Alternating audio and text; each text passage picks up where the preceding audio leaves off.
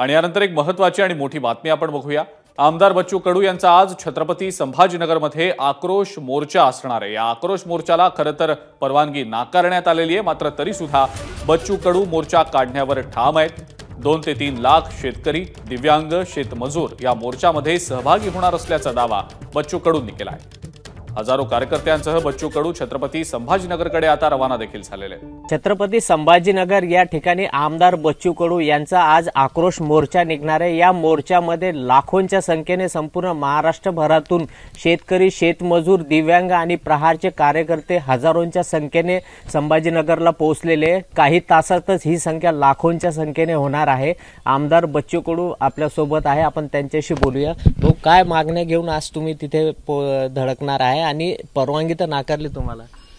परवानगी नाकारली असली तरी आम्ही तिथे मोर्चा काढणार, त्यात काही हे नाही आणि मला वाटते असं काही प्रशासन करणार नाही। दुसरी गोष्ट का शेतकरी, दिव्यांग, मजूर जे कष्टकारी लोक आहे, ज्याच्याकडे लोक कोणी पाहत नाही आणि ते सगळ्या जाती धर्मात आहे, तर त्या शेतकऱ्यांचे मुद्दे या व्यवस्थेनं बाजूनं ठेवण्याचा व्यवस्थित प्रयत्न केलेला आहे। मग शेतकऱ्याची कर्जमाफी असेल, पेरणी ते कापणीपर्यंत सगळी कामं MRHSमध्ये असेल। कारण तुम्ही जर पाहिलं तर आजही गेल्या काँग्रेसच्या काळापासून तर आत्तापर्यंत राज्य सरकारनं केलेल्या शिफारस, म्हणजे ज्या भावाची शिफारस केली ते आणि केंद्रानं जाहीर केलेले भाव, याच्यामध्ये 2-3 हजाराचा क्विंटला मागं फरक आहे। म्हणजे 15% नफासुद्धा शेतकऱ्याला आत्तापर्यंत 75व्या वर्षापर्यंत त्याला भेटला नाही, हे दुःख आहे। आणि मग त्याच्यातून कर्जमाफीची मागणी येते आणि कर्जमाफीमध्ये आम्ही असं म्हणतो की नेऊन चालणार नाही, तर 2 वर्ष मुद्दल आणि व्याजामध्ये 50% सवलत दिली पाहिजे। यासोबत दिव्यांगांना 6,000 रुपये महिना असेल, त्यांच्या घरकुलाचा प्रश्न असेल, अंत्योदयचा हे असेल, त्यांचे शिक्षण आणि रोजगाराचा विषय असणार। शेतमजुरांना म्हणजे तफावत कशी आहे की या देशामध्ये विषमतावाद, आर्थिक विषमतावाद कसा वाढत चालला। एका शेतकरी अपघात विमा योजना आली, पण मजूर अपघात विमा योजना नाही आहे। म्हणजे शेतकऱ्याला साप चावला तर किमान 2 लाख रुपये त्याला भेटणार, पण मजुराला चावला तर नाही भेटणार। अपघातानं त्याच गावातला मजूर मरतो तर पैसे भेटत नाही, शेतकरी मरतो तर पैसे भेटतं। तर त्या मजुरासाठी पण योजना आखली पाहिजे। तो सगळ्यात जास्त कष्ट तिथं करताय। प्रकल्पग्रस्त ज्याची जमीन गेली, धरणामध्ये असेल, प्रकल्पामध्ये, त्याचं आयुष्यच उद्ध्वस्त झालेलं आहे, त्याच्यासाठी योजना नाही। आमचं असं म्हणणं आहे का कष्टकरी आणि अडचणीत असणाऱ्या लोकांसाठी आपण सरकारनं समोर आलं पाहिजे। अडचणीत असणारे लोक म्हणजे काय, ज्याला 2 पाय नाही, हात नाही, डोळे नाही, या लोकांच्या पाठीशी सरकारनं खंबीरपणे कसं उभं राहता येईल, या सगळ्या गोष्टी। जसं आपण जर पाहिलं तर गाव स्तरावरच्या अंगणवाडी सेविका असेल, आशा वर्कर असेल, रोजगार सेवक असेल, होमगार्ड असेल, ग्रामपंचायत कर्मचारी असेल, हे सगळे गाव स्तरावर लहान जे काम करणारी मंडळी आहे, याच्या वाट्याला 10,000च्या वरती अजून काही गेलं नाही। अर्धा वेळ पगार होमगार्डचं तर 3च महिने काम भेटतं, मग नंतर त्यांना सगळं वाटोळं होऊन जातं त्यांचं। तर असं होऊ नये, ही जी विषमता आहे याला कुठंतरी तुम्हाला थांबवावं लागेल आणि शेतकऱ्याला शेतकऱ्याच्या मुद्द्यापासून दूर करण्याचं काम, युवकांना युवकाच्या मुद्द्यापासून दूर करण्याचं काम। आज युवक आम्ही पाहतोय का आत्महत्येच्या दारावर उभा आहे, अशी वाईट अवस्था आहे। आणि युवक धोरण आणलं पण निधी काहीच नाही। म्हणजे 10 वर्षात फक्त 4च कोटी खर्च केला, त्याच्यातही 3 कोटी मोदीजी आले त्या कार्यक्रमावर खर्च झाला।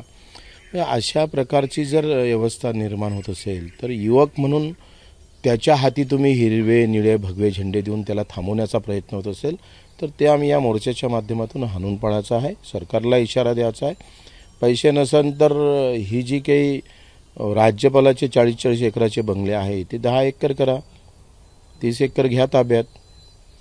त्या गोदरेज आणि त्या पारशी लोकांच्या 6 लोकांजवळ जर 6,000 एकर जमीन असेल, ती ताब्यात घेतली पाहिजे। इंग्रजांकडून त्यांना बक्षीस भेटलेली जमीन आहे आणि इंग्रजांकडून बक्षीस भेटलेली म्हणजेच बेमानी करूनच भेटलेली आहे। इंग्रजांच्या सोबत होते म्हणूनच इंग्रजांनी त्यांना दिली। तर हे सगळे विषमतेच्याकडे जे दरी निर्माण होत चालली, म्हणजे गावातल्या लोकांना 1.25 लाख, शहरातल्या लोकांना 2.5 लाख, हे प्रत्येक गोष्ट याची जर आम्ही सगळे हे घेतले तर ही विषमता थांबली पाहिजे। आणि काही राजकीय लोक त्याला जाती धर्माचं वळण देऊन महत्त्वाच्या प्रश्नाला बगल देण्याचं काम करते, त्याच्यासाठी हे आंदोलन आहे.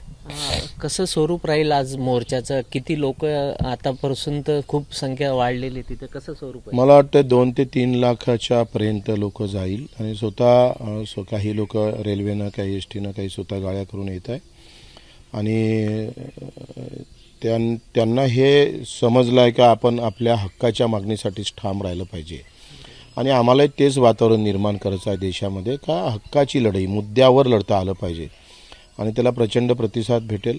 आमचा मोर्चा शांततेत राहील आणि निवेदन देऊन मग पुढचं काय निर्णय घ्यायचा, कसं आपण समोर जायचं ते आम्ही ठरवू होतं. तिसरी आघाडीचं तुम्ही मागे अनेकदा सांगितलेलं आहे, जर मागण्या मान्य झाल्या नाही तर तिसरी आघाडी उभी करणार. त्या तिसरी आघाडीमध्ये फक्त बच्चू कडूच राहणार का? स्वाभिमानी शेतकरी संघटनेचे राजू शेट्टी, MI, मनोज जरांगे, प्रकाश आंबेडकर हे सगळे राहतील का? नाही, आमची पहिली आघाडी राहील. ते विचारावर असेल, ते मुद्द्यावर असेल. कोणाला किती सीटा काय हा विषय राहणार नाही. पण आम्ही काही वेळ सरकारला देऊ इच्छिता अजूनही. तर आज आम्ही ते ठरवणार. मोर्चात आम्ही जाहीर करू का आपण काय केलं पाहिजे, कोणासोबत कसं राहिलं पाहिजे. मुद्द्यासोबत जर समेट होत असेल, मुद्दे जर आमचे निकाली लागत असेल तर मग आघाडी करण्याचं कामच राहणार नाही. आम्ही कदाचित लढणार पण नाही. पण मुद्दे जर आमचे समजून सरकारनं घेतले नाही तर मग त्याचा दणका आम्ही मात्र नक्की दाखवू. कोण कोण राहू शकते अंदाज? ते तर अजून काही निश्चित नाही. आता तुमची सध्या आंदोलनाचीच तयारी करतो आहे. नाही, पण भेट झाली असेल ना, गुप्त चर्चा? नाही, चर्चा करू तर त्या खुल्याच करू आणि खुलेआम करू.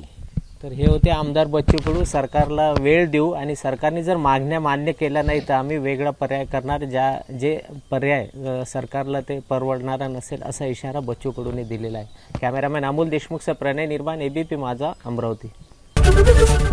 ABP माझा, उघडा डोळे बघा नीट.